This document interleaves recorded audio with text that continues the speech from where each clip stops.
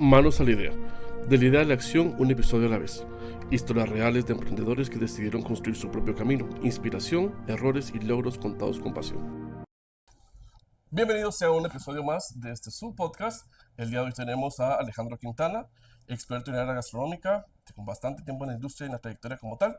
Y muchas gracias de verdad por el espacio y por el tiempo que nos das aquí para poder compartir con más emprendedores y más personas que están con toda la intención de poder dedicarse a la industria, ¿verdad? Y poder monetizar sus conocimientos y experiencia en su momento. Empecemos con algo más básico.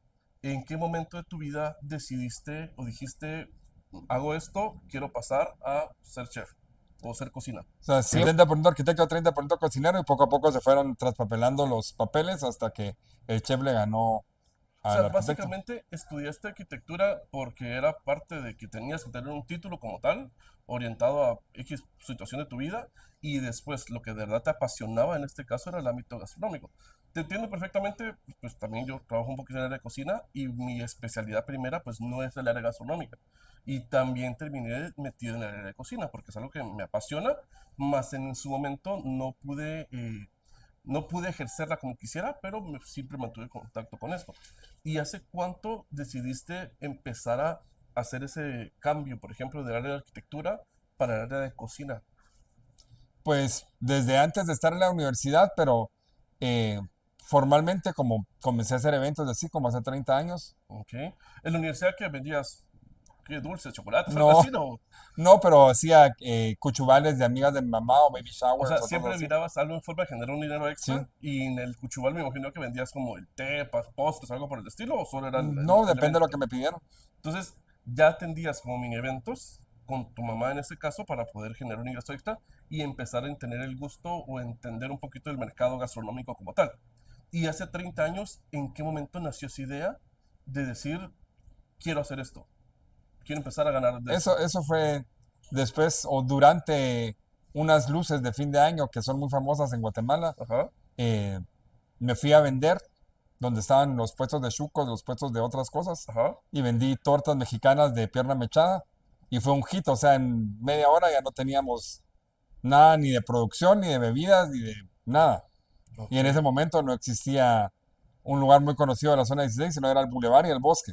Y en esa oportunidad que se detectó, por fortuito o a propósito, o lo buscaste, o sea, estábamos como viendo qué hago, qué vendo, o fue del chiripa que salió el momento y encontrar, y No, detectaste la oportunidad. salió el momento y tenía un superávit de producción, ¿Ok? entonces dijimos moneticemos el O sea, ya superávit. estabas atendiendo eventos de alguna Ajá, manera y en ese momento, cuando vos dijiste y te diste cuenta que tenías este producto, lo voy a aprovechar, lo voy a vender y saliste a andar en la exacto. calle. Entonces, en ese punto, ese fue como tu El momento punto de canónico, inflexión. por así Sí, decirlo, para poder decir, de verdad necesito y quiero dedicarme a el área de producción de alimentos y la comercialización de alimentos. sí. Sí. ¿Qué fue el reto más complicado que viviste de poder dedicarte a esto? Porque personalmente creo yo que de venir trabajando en la arquitectura, que pues en la industria en Guatemala pues puede que sí sea un poco más retribuible, es sin fase de pasar a dedicarte al área de cocina. Creo que por una parte el gastrobullying familiar y de amigos que todo el mundo te dice que para qué, que por qué tenés que salirte de tu zona de confort y por qué reenfocarte en otra cosa, pero creo que el ser humano, mira a Leonardo da Vinci, cocinaba, Ajá. pintaba, hacía escultura, etcétera. O sea, Pero, el ser humano es multitasking. entonces, el, el reto más difícil, en resumidas cuentas, es que el apoyo de tu círculo social no fue el óptimo para poder dedicarte a Sí, esto. Eso fue lo que más te gustó. sí, Ok. porque creo que todos nacemos con un don que el universo te da. Lo Ujú. más importante de la vida, no importa si es a los 5 a los 30 a los 20 a los 18 años, es saber para qué soy bueno. Digamos, si me pones a cantar, va a ser un desastre, no voy a vender ningún Ajá, disco. ajá. Si me pones a cocinar, va a ser maravilloso. Igual puede ser que alguien cante o sea súper buen economista, pero no pueda cocinar. Entonces cada quien tiene una habilidad y lo que tiene que hacer es perfeccionar esa habilidad que se Ujú. le da innata para mejorarla y hacer que monetice. Aquí en este caso podemos validar o tener la certeza con lo que estás diciendo, que es el tipo de inteligencias múltiples. ¿Sí? O sea, cada quien, o sea, si pones a medirte un pez para su capacidad de subir un árbol, definitivamente pues va a morir creyendo que va a ser alguien incompetente contra un mono, por ejemplo. Entonces, cada uno de Y el mono nosotros, va a decir que es un estúpido porque ajá, no que puede no puede nadar. nadar, exactamente. Entonces, te das cuenta que al final las capacidades que cada uno de nosotros tiene son diferentes y lo que buscaste en este momento fue el poder potencializarla y producirla y monetizarla de alguna manera tus conocimientos y la práctica. Es correcto. Dentro del área gastronómica, ¿hay alguna competencia que vos dijeras, yo soy bueno haciendo A, B, C de situación, pero hay algo que yo no domino en la totalidad? En este caso, ¿cómo hiciste eso? Porque pues no somos perfectos en todas las áreas, ¿verdad? En todas las materias como tal. Creo que lo importante es poder hacer un buen equipo, la Ok. parte administrativa y la parte creativa, Ujú. porque ambas se compensan y se complementan. ¿Crees que hubieras logrado hacer lo que estás haciendo, el impacto que has generado en el ámbito gastronómico solo o era No, necesario tener un equipo? no, creo que más que el equipo, creo que el hacer mancuerna con mi socia es lo principal porque nos complementamos perfectamente y cada uno tiene un ámbito de enfoque distinto. Ok, creo que es bueno reconocer también cuando uno no es hábil totalmente en un área, algo específico, y el poder tener a alguien que te apoye, ya sea por contrato, por equipo de trabajo, por cualquier ámbito que se pueda dar, sí es ese punto, reconocer, creo yo, ese punto y poder potencializarlo y salir, ¿verdad? Para Sí, no quedarte con eso. Ok, ¿y hace cuánto en este caso empezaste ya a repercutir en el área gastronómica a nivel de impacto social? Porque tengo entendido que has estado siempre en cocina desde hace 15 años, tu área especializándote en el área de cocina como tal, más 17, 20 años, si mal no recuerdo, y siempre has buscado también generar un impacto dentro de lo que estás haciendo. ¿En qué momento empezaste con eso? creo que fueron como dos momentos. Uno, cuando comencé a trabajar como voluntario con el Programa Mundial de Alimentos Ajá, para hacer algo que ellos llaman Celebrity Partner, que es como un embajador ajá, ajá. gastronómico. Uno, con dos objetivos. Uno, hacer visible que somos uno de los países con más desnutrición crónica infantil. Y sé y tengo la certeza, así como pasó en Perú con Gastón Acurio y se me fue el nombre ahorita, Sí, los ubico, unos que tienen el cabello sí, corto, la gente con pelada, dicen. Gastón y, Ajá, me voy a recordar, y Silvestre, ajá. eh, de que el turismo gastronómico sea el que dé la vuelta del círculo vicioso de la desnutrición y la pobreza a una industria verde de Ujú. turismo donde la gente se enfoque para ser cocinero, para ser mesero, para ser sommelier o barista o etcétera y generar eh, En este caso, experiencias. digamos que tu punto era, voy a ser embajador, pero mi enfoque es, ¿cómo es que si tenemos una gastronomía tan rica y tan amplia, somos el país con mayor desnutrición? ¿Y qué empezaste a hacer con eso? ¿Cuál fue el impacto que lograste? Primero, comenzar a hacer socialmente de que no importa de cuál de las 27 etnias de Guatemala soy un eslabón en la cadena para romper la desnutrición. Ujú, Y el primero es saber de que tenemos una tierra tan fértil que cualquiera que tenga un metro cuadrado en su patio trasero puede sembrar un pequeño huerto y ser autosostenible con una familia de cuatro o cinco personas. La otra, saber de que la comida entre más industrializada es, menos nutrición me va a aportar. Me puede aportar peso, pero no necesariamente nutrición. Y la otra es enseñar a la gente que la pobreza más grande que tenemos como sociedad es la forma en que pensamos, que ok. queremos que nos den el pescado frito y no que nos den la caña de pescar para poder pescar. Por ejemplo, si tenés una misión de voluntarios, pueden ser de un banco, de una iglesia, de lo que sea, y llegan a un pueblo a enseñar, pero la gente cree que lo llegan a autosostener. Ujú. Y entonces si se cae en esa zona de confort, nunca va a salir de donde está. ¿En qué momento decidiste salir de tu zona de confort? ¿Cuál fue la patada de inicio? Creo que cuando la vida te empuja afuera de una puerta o adentro de una puerta, Ujú. cualquiera fuera el caso, es que la circunstancia adversa te puede hacer gestionar dos inteligencias emocionales. Una, victimizarme y la otra, empoderarme y darme cuenta que puedo hacer X o Y cosa. Hay una frase que me gusta mucho en una película y dice, lo bueno de llegar a tocar fondo es que el único lado que te queda es ver hacia arriba. ¿Sí? O sea, Esa frase me encanta, es de mis ajá, preferidas. es buenísima, creo yo, porque entonces no vas a, pues, personalmente creo yo, ¿verdad? Es una opinión muy propia, de nada sirve quedarme en el hoyo, ¿verdad? Lamiéndome las heridas, sino o salgo, voy a quedar ahí toda la vida.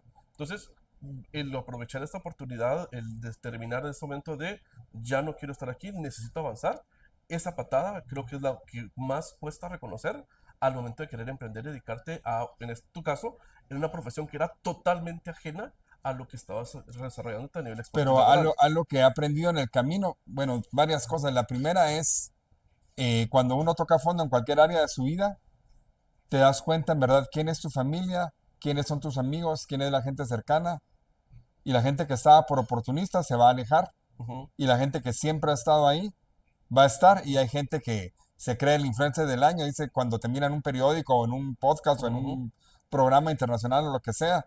Yo siempre creía en él y era el que más te criticaba. Yo no sé como que, ajá, tomate la foto, gracias. Ajá, sí, suele suceder, la verdad, que principalmente en la crisis o en los problemas es cuando te das cuenta, la verdad, la gente que vale la pena tener cerca. Hay un dicho que utilizo bastante y es como, si no suma tu vida, resta. Entonces, solo hay que Totalmente de mantener acuerdo. gente que dé un aporte significativo a lo que estás haciendo. Y en este caso, ¿cómo fue que planteaste tu idea de poder ser chef ejecutivo en un restaurante que llevara tu nombre, por ejemplo? Creo que dos cosas que son difíciles en la carrera de gastronomía que a todos nos ha pasado. Primero es regresar a nuestras raíces, saber de que tenemos un legado de miles de años de nuestra cultura maya en Ok. Mesoamérica y se nos había olvidado. Yo siempre digo, y cuando toco ese tema, todo el mundo se me queda viendo así con cara de what.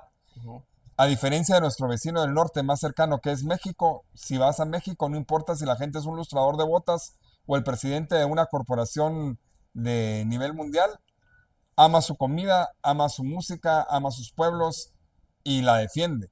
En ok. cambio, en Guatemala queremos ser gringos, mexicanos, argentinos, italianos, Ujú, y la gastronomía iba cambiando con la tendencia de la moda a nivel mundial. Hoy vamos a hacer Thai, hoy vamos a hacer sopas, hoy vamos a hacer tacos, hasta que nos damos cuenta de que tenemos que crear un manifiesto como país, regresar a nuestras raíces, investigar dentro de nuestras diferentes etnias y desde la cosmovisión de cada una de ellas y regresar a revalorizar los baluartes que tenemos de ingredientes, de técnicas, de historia detrás de los platos. sí, creo yo Eh, que a nivel gastronómico en Guatemala, lastimosamente, hemos perdido un poco de identidad cultural y gastronómica, valga la redundancia, porque hay platillos que sí son, tengo entendido que son 7 platillos, que son platos patrimonio intangible de la nación, porque no tienen ningún tipo de influencia gastronómica.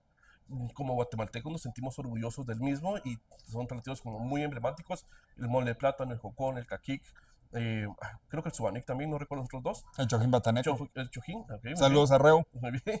Entonces, eh, sí, luego, si a cualquier guatemalteco le preguntas, dicen, uy, un pepián, uy, qué rico un focón, uy, qué rico un caquic. Pero hasta ahí queda, creo yo. No es como que vayamos a otro país y querramos mostrar a la gente o que aprendamos a preparar ese tipo de platillos para poder mostrárselo en otro lugar del mundo que es la gastronomía local. Creo yo que no es un tema de me siento orgulloso o no de esto, sino que lastimosamente no se nos ha enseñado o no se le ha enseñado a las personas cómo poder prepararlo para sentirse orgulloso de lo que uno está haciendo. Porque te aseguro yo que el tema de hacer un jocón es un poquito complejo, ¿verdad? No es tan Es más elaborado fácil, que hacer sí, una crepe. ajá. Entonces, pero no, ¿cómo haces para que en este caso a la generación actual sienta ese deseo o ese gusto por querer mostrar la gastronomía? Entonces, por ese lado yo, y valido en este caso tu respuesta a lo que estás mencionando. Ahora pasemos a otro tema. ¿En qué momento empezaste a tener influencia para crear platillos? Es que ahí era donde venía.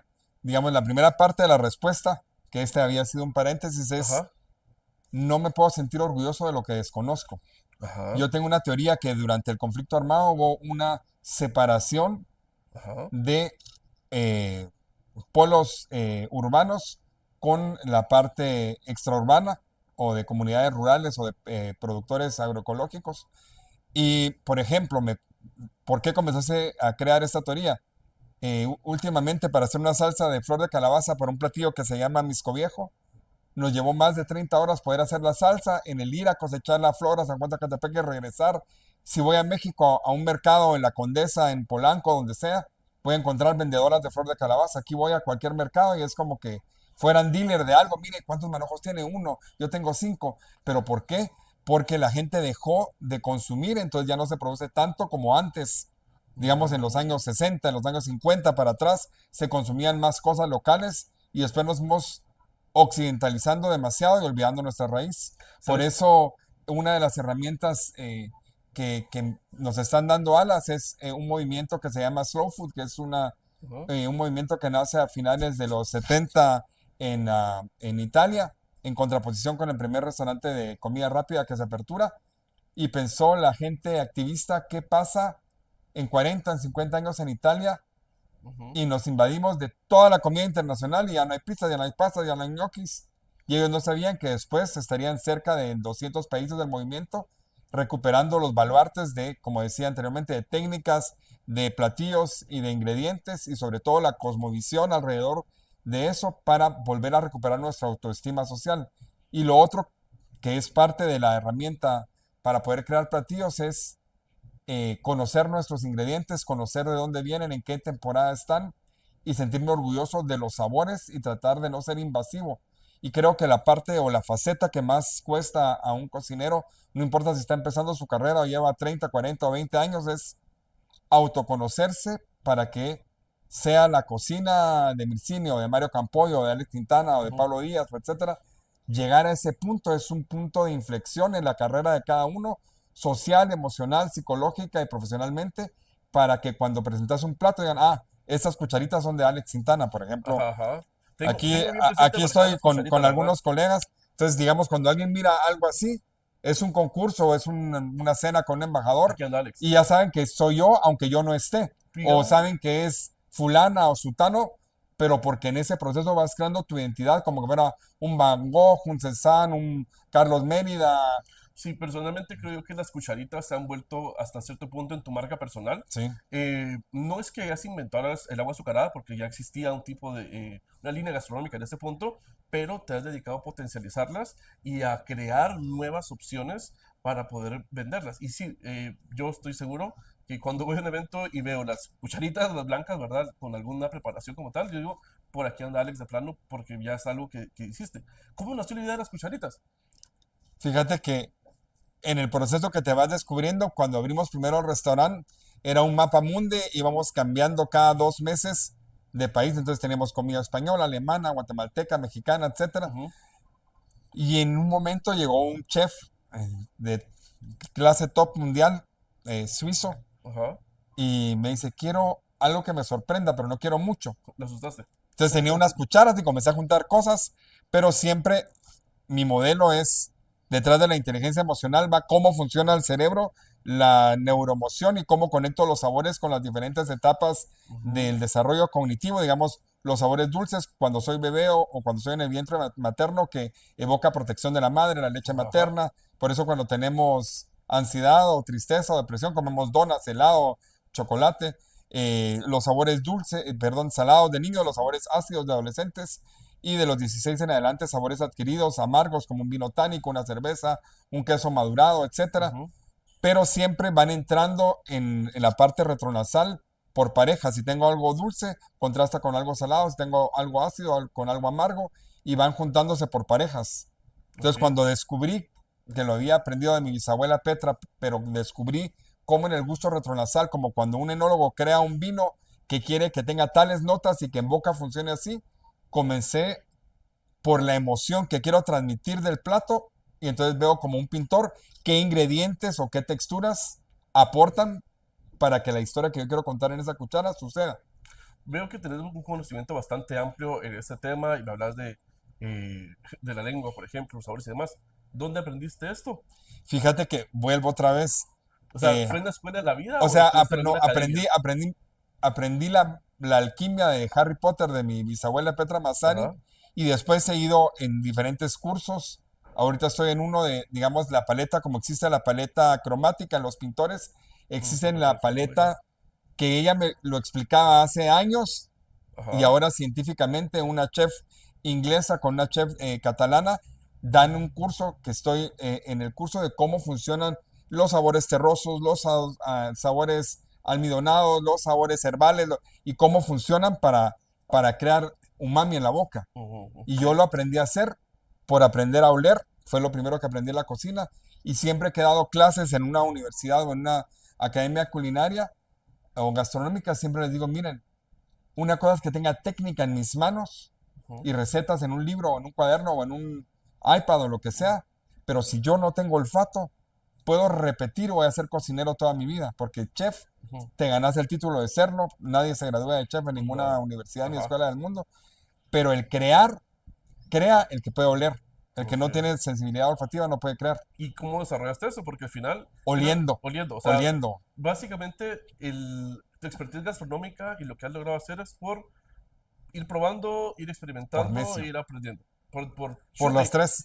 No, Por- fíjate que algo que creo que desde el punto de vista de manos a la idea y universidades y escuelas gastronómicas, he estado, que me gustaría si pudiéramos hacer algo juntos, Ok. es un compromiso al aire, Oh, muy bien.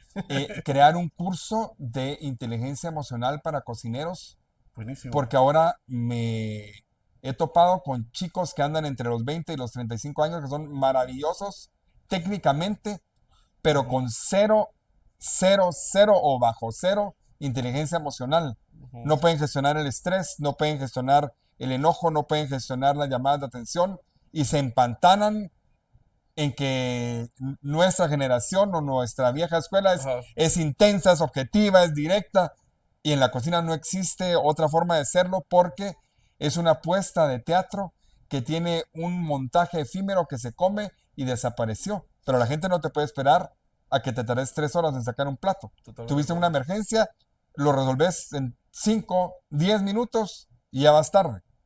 Pero es de Ujú. resolver en el momento y cuando me dicen, se acabó tal salsa, comienzo yo como que fuera bruja.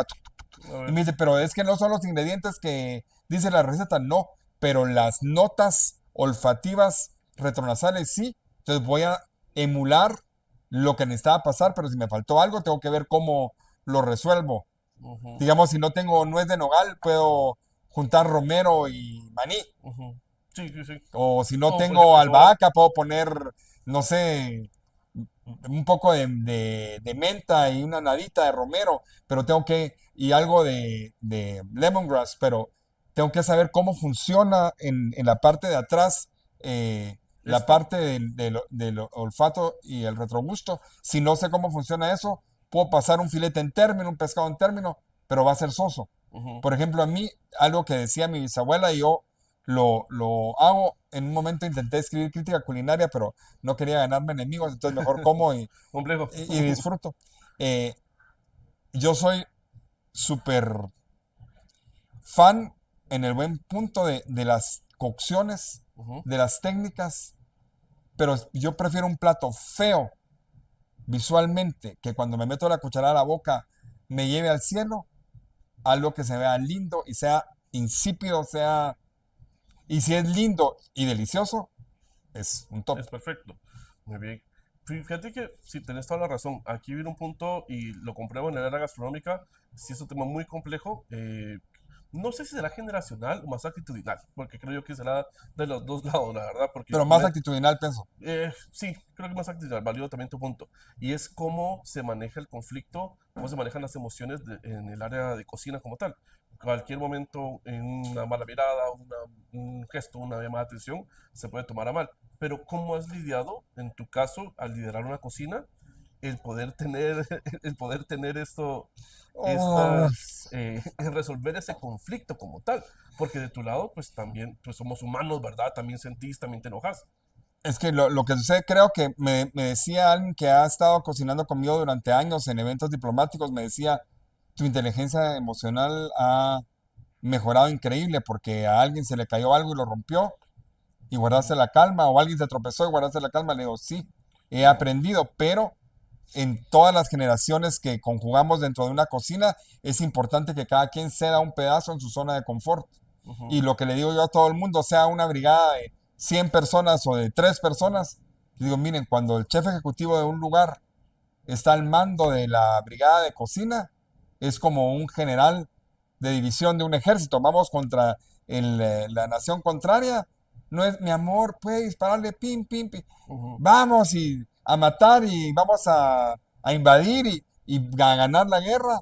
O nos limamos las uñas y nos las pintamos de colores. Entonces, cuando uno alza la voz adentro de la cocina porque pasó un caos que hay que resolver ahorita, no sé, se cayó una olla de aceite, se pueden quemar o resbalar o se cayó algo que se quebró y alguien se puede cortar o etcétera. Entonces, cuando uno alza la voz y da una orden, no está preguntando qué les parece a los demás, sino que los demás, como los programas famosos de televisión, dicen, sí, chef, Ujú. y lo hacen. Y si yo me pongo como subordinado susceptible, entonces simplemente me enamora ver los programas, pero no nací Mm. para estar en la industria gastronómica. Decime, ¿cuál ha sido el plato que más reto ha implicado desarrollar? Mm, mam, mam, mam, mam. Dos platos. Uno que se llama monchis, Ajá. que es un mazapán ¿Ese es de tu autoría? ¿O lo que viste en algún creo que lado? el 97% de los platos que están aquí son de mi autoría. Ok, ok. Es un mazapán encapsulado en cacao, Ajá. pero al encapsularlo no tiene que estar tan frío para que no esté congelado, pero no tiene que estar tan al tiempo para que la costra de chocolate se Ujú. le pegue y sale en una maceta que es como que se te cayó y entonces te comes la tierra, las flores, todo con la mano.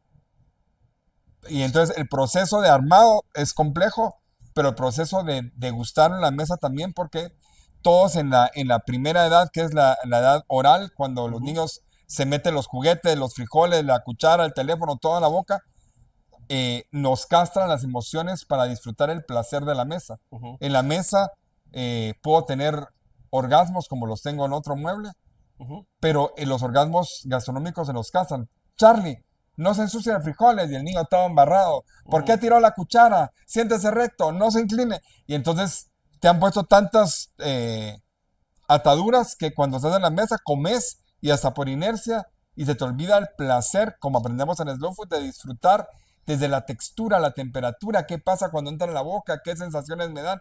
Y ese postre se sirve con un babero y te lo comes con la mano. Y entonces la Ujú. gente me dice, siempre quise hacer esto y mi mamá o mi abuela o mi tía o mi Sí, nana les no da me pena. dejó, me Ajá. siento libre, me siento... Ajá. entonces ese es uno y el otro fue una sopa que le dediqué a un mi amigo Ujú. en una prueba de menú que tenía perlas de foie gras Ok. y era una sopa caliente de calabaza. Entonces el chiste era que cuando entraban las perlas de foie gras se fueran diluyendo el foie gras, que todavía lo sentías entre sólido y líquido y gaseoso al meterte Ujú. a la boca, entonces sentías diferentes temperaturas, texturas. Eso fue ¿Y difícil. de dónde te sacaste estas ideas, la verdad? Porque sí está mero extraño. Lo que pasa es que creo que mi cocina es súper divergente por dos cosas. Uno, a la edad de los 7 años sufrí un problema de seguridad personal durante el cual opté al regresar de esa experiencia de no comer. O Ujú. sea, no me gustaba comer nada, no me gustaban las texturas, no me gustaban las temperaturas. Comía un licuado de sustagen con un huevo crudo y un banano y esa era mi comida. Odiaba los sabores digamos, no me podía comer una arúgula, no me podía comer una endivia, un queso roquefort. Y luego, cuando descubrí o redescubrí la comida, que fue con un omelette de queso pecorino con pollo y perejil, que eran sabores herbales, sabores a pollo que a veces apesta el Ujú. músculo y el queso bastante aromático. Ujú. Redescubrí el placer que me podía dar la comida y normalmente comencé a combinar desde los 7 años u 8, después de este episodio, cosas que nadie combinaría.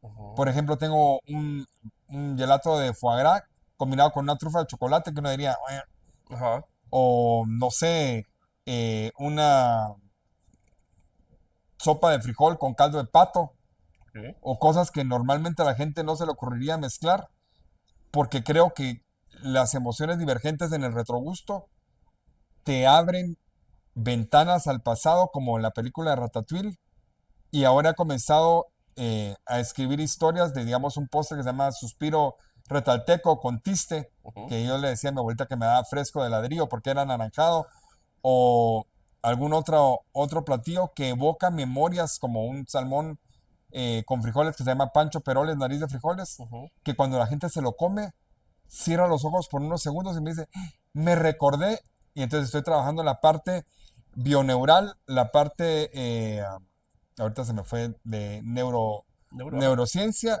y la parte biológica de la lengua y el retrogusto.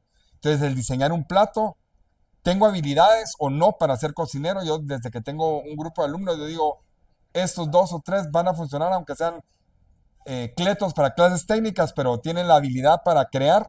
Y hay Ujú. gente que va a salir con medallas y va a hacer un X en la cocina y no salió cum laude, magna cum laude y qué alegre, cuélguelo ahí y después va a estar Sí, se volvió trabajando en otra cosa. un showman más que alguien que va a ser Exactamente. bueno en el área operativa. Entonces, Fíjate que hay un punto que estaba mencionando bastante y es el tema emocional. Personalmente es una teoría también y es que vinculamos a nivel mundial, creo yo, o hispano principalmente, las emociones con la comida. Estás triste, te han de comer. Estás enojado, te han de comer. Estás alegre, comamos, ¿verdad? Entonces todo lo vinculamos sí. a las emociones, todas las emociones las vinculamos a la gastronomía como tal. Y de ahí viene un poquito lo que en algún momento has comentado y es como ah, a nivel de recuerdos, algún sabor te despierta y te traslada a ese punto como tal. Alguien me dijo en algún momento es que no me gusta la cebolla cruda. Pero yo digo, si no te gusta la cebolla cruda, algún evento traumático Ah, tuviste en tu vida, ¿verdad? a eso iba. Para que no te gustara la cebolla cruda y ahora le encontraste un tipo de aberración como tal. Entonces, eh, este punto gastronómico o esto que has descubierto, ¿de dónde nació? Porque pues sos arquitecto, pues, o sea, Ah, no, ¿de pero dónde viene ese background, era verdad? justo lo que Leonardo da Vinci Ajá, ajá, también y era inventor y hacía máquinas de guerra y tiene ajá, un libro de cocina extraordinario. Me gusta mucho, digamos, la parte holística de las cosas desde siempre y tenemos emociones de diferentes vibraciones. ok, está bien. Entonces, digamos, las de baja vibración, el miedo, la angustia, la culpa, emociones de alta vibración, reconocimiento, amor, alegría, gozo. Ujú. eh, Cuando estamos en el vientre de la madre, digamos, si mi mamá o tu mamá comía tomate y estaba enojada con su Con su pareja o vida, con ajá. su vida o lo que sea, vos mirás un tomate de bebé y lo tirás al piso, pero no por el sabor o la Ujú, textura, sino porque estás sintiendo lo que genéticamente te transmitió tu mamá de emoción al tomate. O por ejemplo, estaba feliz y cuando celebraba comía chocolates maravillosos, vos mirás un chocolate y o como que todo ardía. ajá, Y luego de los 0 a los 5 años vas creando tu paleta emocional hacia los ingredientes. Cuando sano el trauma hacia la emoción que junta el ingrediente, digamos las alergias, uno crea varias etapas. Digamos, hay alimentos que no me gustan por la textura o el sabor, ujú, hay alimentos que me causan intolerancias, fue porque tuve en el vientre de mi madre o de los 0 a los 5 años una emoción de baja vibración, de mediano impacto y me va a crear una intolerancia a la lactosa, al gluten, etcétera. ujú, Si la emoción fue más fuerte, eso me va a generar alergias. Cuando nace la alergia, se sana sanando la emoción, no dejando de comer el ingrediente. ok, Por ejemplo, cuando se murió mi mamá, tuve un episodio emocional bastante fuerte, no sé si te recordás, pero cuando ujú, me avisaron que se murió mi mamá, estaba contigo en la clase. ajá, correcto. Y, Pausa. Con Alex fuimos compañeros de estudio hace ya varios años. y Ajá. entonces, ayer, Ayer, un par de ayeres. nos graduamos hace 2 fines de semana. Y entonces me comenzó a dar alergia a los lácteos, al gluten, a la yema de huevo. Ujú. Y cuando tuve una terapia alternativa y sané las emociones, fueron desapareciendo las alergias a los alimentos. Bien, tú, o sea, sí estás vinculando mucho el tema emocional y psicológico de alguna manera con el área gastronómica. Es una combinación interesante y diferente, creo yo. Pero ahora pasemos un poquito más al área de emprendimiento y cómo es que has desarrollado esto. Am, ¿Tenés alguna fórmula como básica o sencilla que estés utilizando para poder costear lo que estás preparando? Sí, normalmente lo que te enseñan en todas las La carreras, mayoría, la mayoría es, tengo mi costo por tres y ahí va metido el pasivo los laboral, la numeratos, luz, la gasto del palito, renta, ok. etcétera. Algo que es importante también es, más que ahora tenemos herramientas en las redes sociales, es, puede ser que mi costo de mi plato dé para darlo en 90 quetzales. Ajá. Pero ¿qué pasa si mis La restaurantes percepción de valor, alrededor ajá. Benchmarking, digamos en mi caso de fine dining, lo están dando a 250? ajá. Entonces yo lo puedo dar caro, pero que ese caro sea un poquito más barato que el caro que tengo cercano para que sea atractivo para la gente. Entonces, digamos, en vez de darlo en 90 o en 250, lo puedo dar en 190, en 180, 170. A esto se le conoce como la percepción del valor Sí, también, la o en este percepción del caso el valor. benchmarking también, ¿verdad? O sea, el estudio de mercado de lo que se está haciendo con base al Por producto que está ejemplo, eso, sacando. eso es un punto bien interesante. Tengo un cliente, bueno, una pareja de clientes que amo mucho. Son de los clientes que más han viajado para venir a comer acá a Quintana Visto y conocer Guatemala. Ajá, Y normalmente cuando vienen a comer conmigo, viajan 8.800 millas ajá. manejando su barco. Ok. O sea, no se vieron en un avión. Y la primera vez que comieron acá, cuando pagaron la cuenta, me dice, pagamos mucho menos de lo que nos imaginamos que íbamos a pagar. Ok. Entonces ahí el benchmark también depende del comensal. Digamos, la industria de la hospitalidad se ha prostituido mucho en los últimos 10 o 15 años si trae su tarjeta, saqué esta porque para no poner Claro. ninguna marca, le da 2 por uno no sé qué, o Ujú, tiene el 30% de beneficios, pero estamos prostituyendo el mercado porque si yo quiero comer como comensal ingredientes premium, ujú, cuando yo compro los ingredientes premium o cuando otro colega compra ingredientes premium, no le están dando el 30% de descuento ni el 40% de descuento. ujú, Entonces se pueden hacer promociones. Una, que el restaurante está perdiendo y lo ve como un pago de publicidad para ujú. atraer a gente que no conocía para que conozca y regrese. Pero el comensal tiene que ponerse a pensar, si a mí me están cobrando X, porque no voy a decir qué, porque iba a decir Ajá. un tipo de comida, pero ya sí iba a saber de qué restaurante estaba hablando. Si yo pago X en lugar de pagar Y, como comensal me tengo que poner a pensar, bueno, entonces la calidad de ingredientes que me están dando no es la mejor. Ujú. Pero si para mí como comensal está bien, pues enhorabuena. Pero hay gente que busca que sea orgánico, que no tenga trazas de X, que si es, principalmente si es vegano o vegetariano, casi que con la lupa. Entonces la gente que sí sabe o que desea consentirse, el valor monetario para esa persona no es un issue. ¿Cómo has hecho para que los clientes regresen? Hay un punto que yo hablo mucho en los temas de emprendimiento y es que qué bonito es que venga un cliente por primera vez, pero es más bonito cuando el cliente regresa. Primero me di cuenta que no estoy en el mercado de la hospitalidad ni en el mercado gastronómico. Ok, Estoy en el mercado de la experiencia. la experiencia. Ok. Si yo le creo una experiencia en la mesa, es diferente que se coma el mismo plato o un plato similar en otro lugar donde solo se lo ponen en el siguiente. Ujú, Yo sé normalmente cómo se llama mi cliente, cuando es su cumpleaños, qué le gusta, qué no le gusta. A veces que no le gusta, digamos, comer algún tipo de proteína, lo reto. Digo, bueno, te voy a cocinar tal cosa, si no te gusta, me la devolves. Y el 99.9% cuando llego para que me devuelvan el plato está lamido. chupado, muy bien. Ajá, Fíjate, sí, y creo yo que es un punto importante que en este caso, como bien decís, puntualmente conoces a los clientes que visitan el lugar.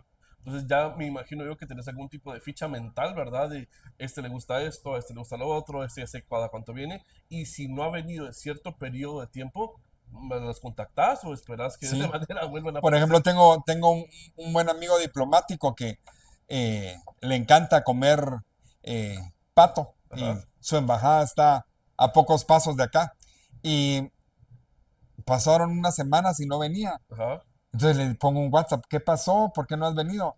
Es que he estado en unas misiones en el extranjero, pronto voy a regresar y regresó.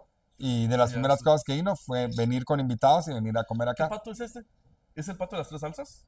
Es que lo que pasa es que tengo diferentes patos y normalmente me gusta crear un pato diferente cuando él viene. Ah, ok. Ya es fan, digamos, de mi pato a la orange o del el Subanik de pato, Ujú, o que es una remembranza al plato del Subanik, que mira, digamos, la técnica y el recado como algo patrimonial y ya le meto yo cosas de cocina de autor. Pero para hacer eso no es lo mismo, diría un par de chefs que quiero mucho, que les mando saludos a Chef Telma y a Chef Aura Regina. No es lo mismo cocina fusión que sacar una confusión en el plato. ajá, muy Si bien, voy a buen hacer buen algo dato. fusión, tengo que conocer ambas ramas que voy a fusionar Ujú, para que sean exitosas y que no sean un monumento al ego del chef, pero que al comenzar no le guste. ok. Tengo que crear explosión en la boca. De los platillos que has diseñado, ¿cuál crees que es tu platillo estrella? Fíjate que pasa algo bien chistoso porque me imagino que es por las redes sociales, pero mis platos son como tendencia de bolsa. Ah, Que ok. comienzan, llegan a la cúspide y comienzan a venderse el plato, a venderse el plato, a venderse el plato. Y de repente, cae casi en el olvido y hay algún fan que lo llega a buscar y va otro plato que vuelve a repuntar y Sí. pasa la temporada y cae. Pero digamos, el plato que no es un platillo principal, sino es un postre que se llama Orgasmic, Ujú. creo que la línea del tiempo es el plato que ¿Qué todo el más ha mundo viene durado? a buscar. Incluso hay gente que tal vez va a comer a un restaurante dentro de Ajá. Fontavela y viene por el postre aquí. Ok. O hay gente que viene por, digamos, un misco viejo, que son ravioles rellenos de puré de huicoy y frijol y una Ujú. salsa de flor de calabaza y carbón de chiles mayas. O un plato que se llama chivalbá, que es un sumaní de pato, o un lomito con salsa de café, que son platos puntuales, pero siempre se van como jugando el primer lugar. Ok, muy bien. Y cuando, por ejemplo, ahorita me estás diciendo que los platos tienen como una estacionalidad, ¿verdad? Y a veces como que por temporada van subiendo y bajando. ¿Qué has hecho para innovar y que al cliente no se, por así decirlo, no se aburra de la carta o no se aburra de lo mismo? ¿Sacas platos de temporada? O Creo qué? que vuelvo a lo mismo. Ajá. ¿Qué es mejor? ¿Seguir tendencias o crear yo la tendencia? Ujú. ¿O seguir tendencias o crear un manifiesto? Desde hace algunos años empecé un proyecto que se llama The Mayan Cuisine, Ok. que primero fue un proyecto de investigación de las 8 regiones gastronómicas de Guatemala y lo que cada una ofrece en productos vegetales, frutales o proteínas, y que empodera a pequeños agroproductores Ujú. eh, de, ¿De Guatemala? de Guatemala, de San Juan Zacatepeque, de Retaluleu, de Petén, etcétera. Y lo que me ha pasado con eso, y gracias a lo que estamos haciendo de Slow Food, es volverse un turista dentro de Guatemala Ok. y ver con ojos de asombro, y cada vez, desde hace tal vez 8 o 9 años, me voy guatemalizando más y tratando de desintoxicarme, no porque sea malo o bueno, pero yo lo he elegido así, de la influencia de platillos o de técnicas o de recetas extranjeras para ir buscando más nuestros ingredientes, más nuestras tradiciones, y pronto vienen sorpresas de que el menú eh, va a ser Quintana Bistro 3.0, que hemos ido como mutando en el tiempo y ahorita nos vamos a ir volviendo más guatemaltecos que nunca. Al final sale una premisa que en algún momento te compartí y es que o evolucionamos o nos extinguimos. Entonces, el cambio, lo único constante en esta vida es el cambio. Entonces, vas viendo cómo de alguna manera vas creando, haciendo, diferenciándote o viendo qué producto está en temporada para poder hacerlo. Para ya por ir cerrando un poquito con este tema, ¿qué consejo le darías a este emprendedor gastronómico, o alguien que se quiera dedicar a la industria, alguien que está con esa inquietud de poder ser chef o dedicarse al área de eventos o poner un restaurante, un comedor, o sea, cualquier espacio, bajo tu experiencia o tu expertise de vida? Primero, Algo que te hubiera gustado que te dijeran. primero es acostumbrarte al gastrobullying, porque el sufrir bullying de los estúpidos es pagar el precio para no ser uno igual que ellos. Ok. O sea, cuando te sales de la media, Ajá. comensales, colegas, instituciones, todo el mundo se te va a tirar encima, y le ha pasado a otros colegas que están Ajá. Ajá. en este libro. Es seguir honesto a mi línea gastronómica, a mi pensamiento gastronómico, y tengo que leer, tengo que saber en qué país vivo, cómo es, digamos, como en el caso de los vinos, los terroirs, cómo es un terroir de Petén o un terroir de Chimaltenango o de la costa, los sabores, cuál va a ser más mineral, cuál va a ser más cítrico, Entonces tengo que aprender mucho, primero por mí, y segundo, cuando siento un comensal local o extranjero, tener la prestancia que cuando le voy a decir algo es porque es la verdad, no me lo voy a inventar. Ok. Y lo otro, dentro del gastrobullying, empieza también que nunca, aunque otras personas piensen lo contrario, estoy compitiendo contra nadie. Estoy compitiendo en mi área de mejora de mí conmigo, de que mi versión de Alex Quintana de hoy o de mañana sea mejor que el de hace 10 años. La mejora continua. La mejora continua mía. Ok. Hay un principio Si que hay, si dice. hay colegas o instituciones que compiten Ajá, ajá. como para confrontar, pues es la elección de cada quien, pero la competencia debe ser de mí conmigo, de ser yo mejor persona. Hay un principio que dice mm, mañana ser mejor que hoy y Pero, ayer ser mejor que hoy. ¿sí? ¿Así es, va? No. No, Hoy mejor que ayer y mañana mejor que hoy. Ahí está. ajá. Muy bien. Ahora, por favor, algún anuncio que quieras Y, dar. no, y Ajá. la parte importante es, el emprendedor se cansa de último.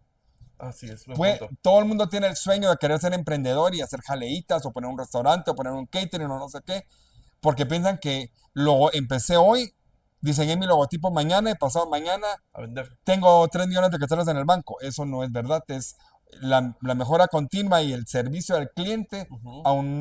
aunado a una buena propuesta que tenga diferenciales, me va a ser rentable y sostenible en el tiempo. Ok.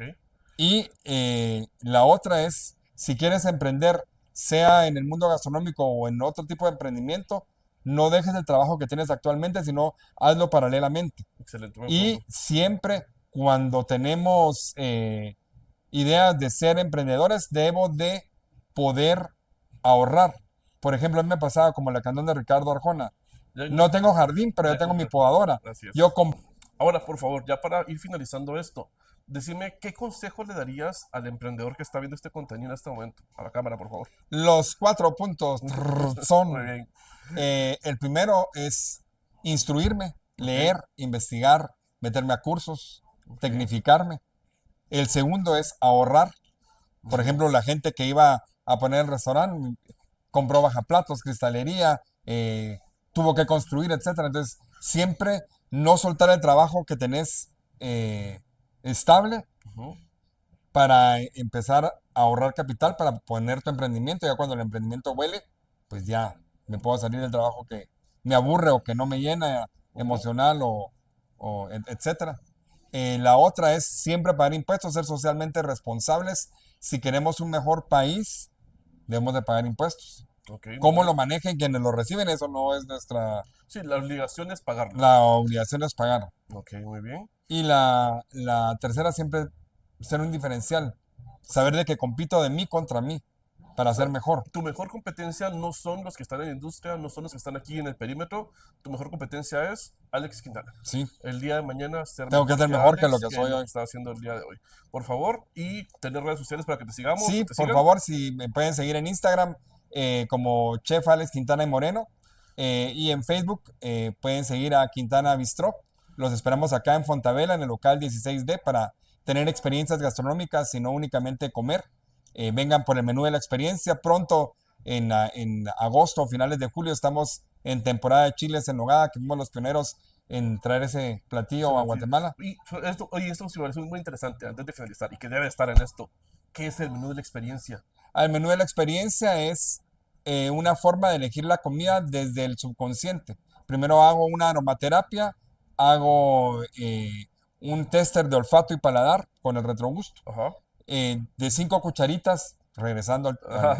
a la anécdota de las cucharitas que elijo, yo diseño un plato para que emocional y biológicamente te estabilices. Digamos, cuando tengo un antojo, quiero chocolate, no es que he tenido pocos abrazos o acercamiento Ajá. físico, y para segregar serotonina necesito el conductor químico del cacao, o si tengo ataques de ansiedad, necesito mucho vitamina C, o si tengo mucho eh, confusión de, pongo flores rosadas o rojas o amarillas o cactus o yo qué sé, y pienso Ajá. demasiado, me como mi reservorio de omega 3 y tengo que comer muchas cosas de mar. Entonces, tanto hombres como mujeres tenemos periodos biológicos durante el mes, y hay momentos que el hombre tampoco quiere que nadie le hable, que nadie lo toque, que nadie lo mire, Ajá. y necesitamos comer algo especial en las diferentes etapas del mes, y los antojos son los relojes, como necesito gasolina, necesito agua, Entonces, que se agarra la cucharita, la probás y con base a eso, se ¿qué? diseña el plato, Se pero no sé qué diseña el vas a comer. plato, ajá. De agarrar las 4 cucharitas, 5 cucharitas que te dan, que se Y sirven, elegir la que más te gusta. las probas todas, la que más te gusta y con base al que más te gustó, Sí. creas un nuevo platillo Por para esa ahí, si persona. tenemos tiempo en el podcast, les podemos hacer llegar un video donde se ve como el proceso. Lo vamos a poner de último. Bueno, muchas gracias de verdad, Alex, por tu No, tiempo. Sé que eres gracias una persona a muy, muy manos a la ocupado. idea, y lo importante es ser fácil, querer ser emprendedor.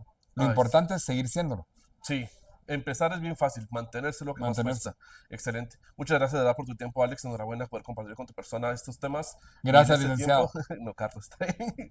Y entonces, muchas gracias a ustedes. Por favor, dejen un comentario aquí y si alguien alguna duda, pues no tardarán en ver videos más, Pregúntenos van a estar aquí. ahí en los comentarios. Muchas gracias.